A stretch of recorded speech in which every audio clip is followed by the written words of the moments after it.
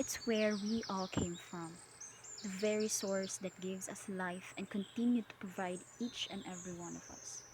Nature. But as providing as Mother Nature is, unfortunately, she is finite.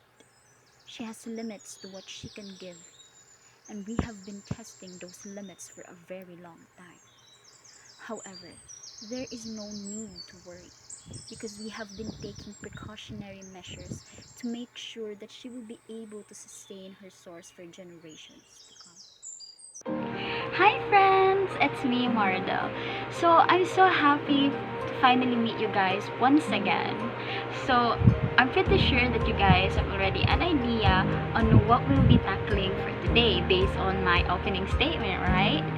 Anyway, so for today's video, we will be discussing about PD 705 or otherwise known as the Forestry Reform Code of the Philippines.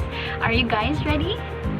Then let's go. So the main question of this video, why did this law PD 705 is established or created?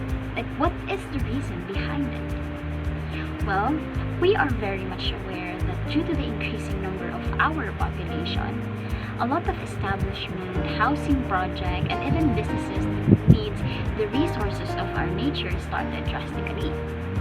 And there's nothing wrong about that as long as we stick to our limitations. Because to be honest with you guys, there's nothing wrong about getting something from nature.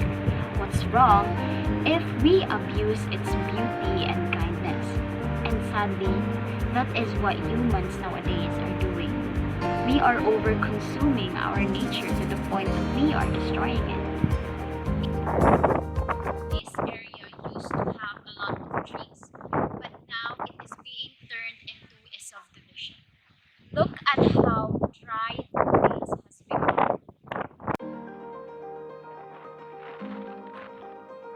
Even on these locations, these beautiful villas, these very big establishments, this was a forest before that composes of different habitats. But again, it needed to be cleared out to give homes and convenience to our ever-growing population.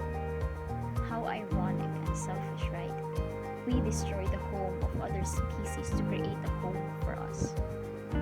And those actions precipitated into global warming, flood, and a lot more destructions in our forests that causes as well to put a lot of life at risk. So for that actions to be prevented, PD 705 was established. So what is PD 705? It shall be responsible for protection, development, management, regeneration, and reforestation of forest land, the regulation and supervision of operation of licenses, lessees, permittees for taking or using of forest products therefrom, or the occupancy or use thereof. It was revised by Ferdinand E. Marcos, a former president of the Philippines, by virtue of a power vested in him by the Constitution, do hereby revise Presidential Decree number 389. So this code composes of penalty. So the violation of Section 68 PD 705 as amended is punishable as qualified theft under the Article 310 in relation to Article 309 in the revised penal code. So the penalty may range from a few months as long as 20 years of imprisonment, depending on the total worth or value of these stolen goods or the severity of the destruction of forest lands.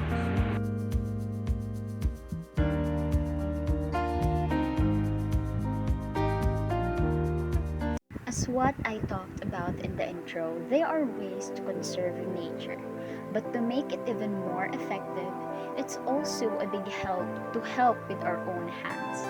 No step is too small in the great journey of conserving, one that might lead to sustainability.